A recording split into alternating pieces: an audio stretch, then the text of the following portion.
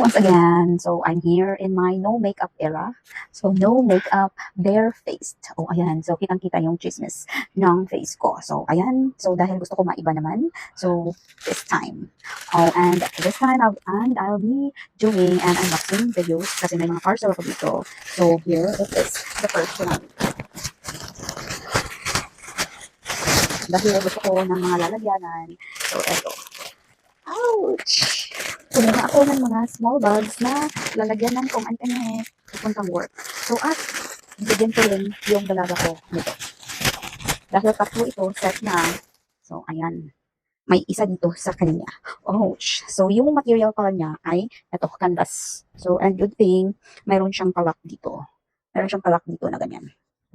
So, kahit maliliit, pwede na rin natin lagyan ng mga etchosness. So, kaysa naman sa plastic yung ating bibit-bitin. So, di ba? Ang cute pa ng design. So, this is design number 1.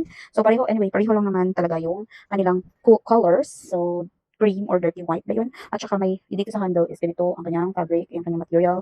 So, which I think is, matibay naman. This is design number 1. Tingnan natin kung pareho lang bang design. Oh, hindi. My gosh. Very good. Dahil iba-iba yung design. So, Naughty Bear 3. So, ayan. So, iba naman yung design kaysa sa kanina. This is the design number 2. Yung isang set na pala nung kinuha ko kasi para naman marami yung darating, di ba? So, ayan. And this is design number 3.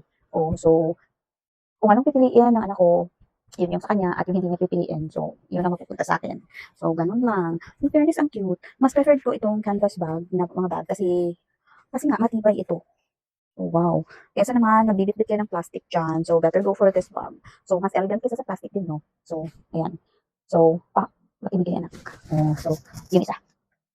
So, ayan, 3 pieces na yung darating sa'yo. So, sa murang halaga. So, thank you so much for watching.